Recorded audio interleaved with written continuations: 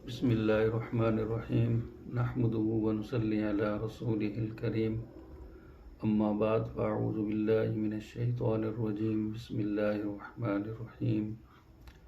یوصیکم اللہ فی اولادکم للذکر مثل حظ الانثیین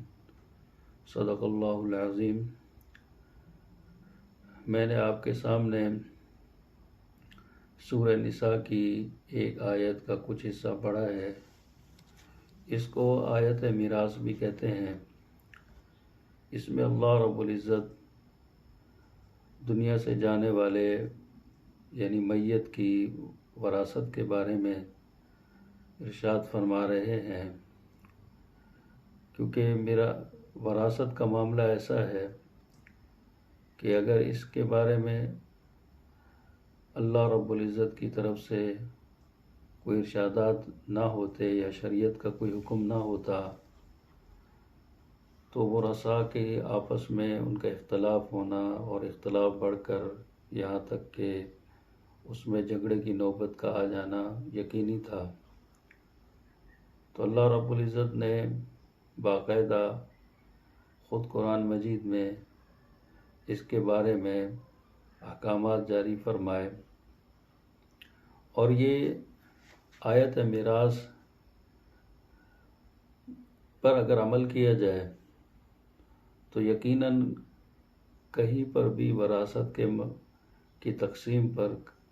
کہیں پر بھی اختلاف انشاءاللہ پیدا نہیں ہوگا۔ سب سے زیادہ جو بڑی کوتاہی ہوتی ہے ہمارے ہاں ہمارے معاشرے کے اندر وہ یہ ہے کہ وراثت میں میت کے جو اولاد میں سے بیٹے تو آپس میں تقسیم کر لیتے ہیں، لیکن بیٹیوں کو وہاں پر حصہ بہت سی جگہوں پر تقسیم نہیں دیا جاتا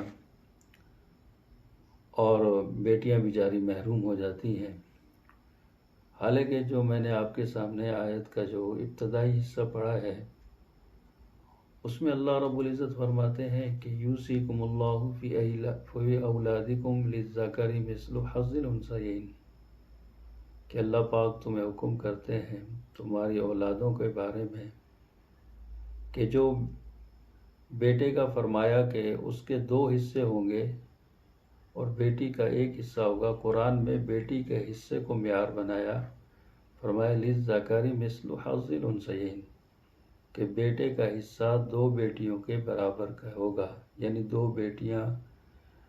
کا حصہ برابر ہے 1 کے، یعنی بیٹے کو 2 حصے ملیں گے تو بیٹی کو 1 حصہ ملے گا۔ تو معیار جو بنایا ہے قرآن مجید میں وہ بیٹی کے حصے کو بنایا گیا، اور جبکہ ہم جو ہے وہ ترجیح بیٹوں کو دیتے ہیں، بیٹیوں کو حصوں سے محروم کر دیتے ہیں۔ یہ ایک بہت بڑا یعنی یہ جو اللہ کے حکم کی نافرمانی ہے، اور ہم اپنے اولاد کے ساتھ ہی حقوق العباد کے اندر کتنا بڑا ظلم کر لیتے ہیں، اور پھر بھائیوں کے ہاتھ میں اگر جائیداد آ جاتی ہے تو وہ بہنوں کو محروم کر دیتے ہیں۔ یہ بہت بڑا مسئلہ ہے اور اس میں اللہ پاک کی بہت بڑی ناراضگی ہے، اور بہنیں اگر معاف نہیں کریں گی تو قیامت کے دن یہ دینا پڑے گا کہ وہ بہنوں کو حصہ اگر بھائیوں نے کھا لیا تو قیامت کے دن ہم کہاں سے ان کو حصہ دے سکیں گے۔ اور پھر ایک اور بھی ہمارے ہاں ایک کوتاہی ہوتی ہے کہ بیٹیوں کو یہ کہہ کر بھی نہیں دیا جاتا، کہتے ہیں کہ جناب بیٹی کی شادی پر بہت پیسہ لگا تھا لہذا جو ہے ان کو حصہ نہیں دیا جائے گا، کیونکہ ان کی شادی پر بہت پیسہ لگ گیا تھا، وہ سمجھے کہ ان کا حصہ ہو گیا، ہم نے ان کو جہیز دیا۔ حالانکہ یہ بات بھی بالکل غلط ہے کہ جب والد موجود ہو اور وہ جس طرح وہ یعنی اپنی اولاد پہ جو خرچ کرتا ہے تو وہ تو جس طرح بیٹوں پہ خرچ کرتا ہے اسی طرح بیٹیوں پہ خرچ کرتا ہے، تو اس کے اندر تو فرق نہیں کرنا چاہیے۔ بیٹے کی شادی تو وہ کر لیتا ہے، جب بیٹیوں کی شادی کی باری آتی ہے تو اس وقت وہ اکثر لوگ کہتے ہیں کہ جناب ہم نے بیٹی کی شادی پر خرچ کیا تھا۔ حالانکہ یہ ایک مسئلہ ہے، شرعی مسئلہ بھی ہے کہ بیٹے تو جیسے ہی بالغ ہو جائیں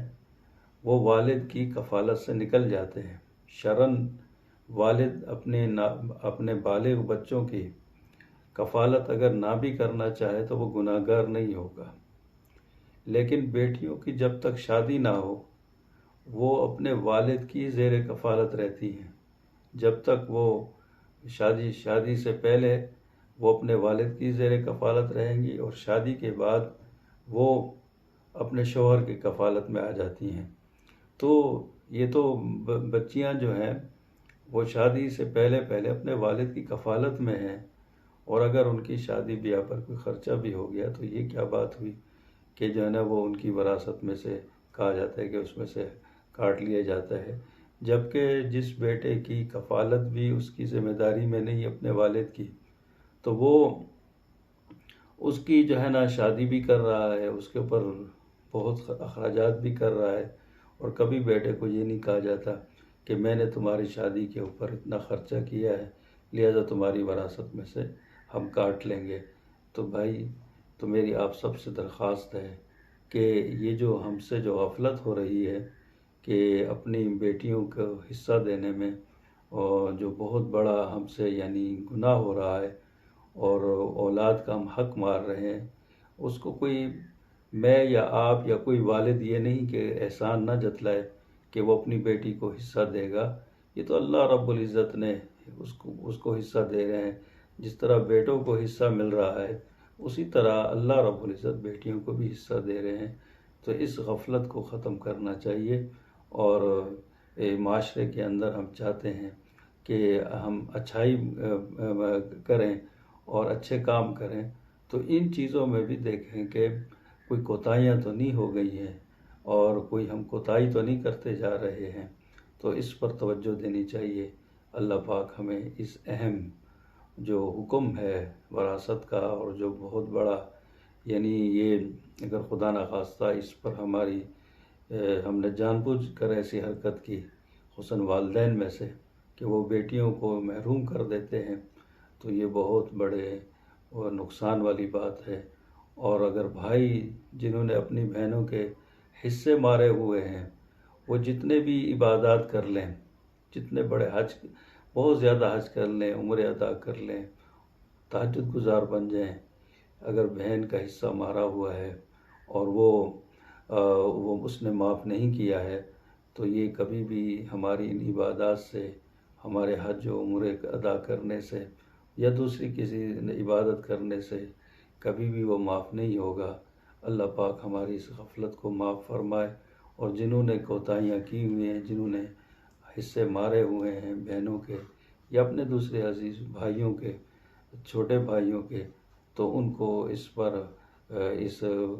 برے کام سے رکنے کی توفیق عطا فرمائے، اور جو شریعت کے مطابق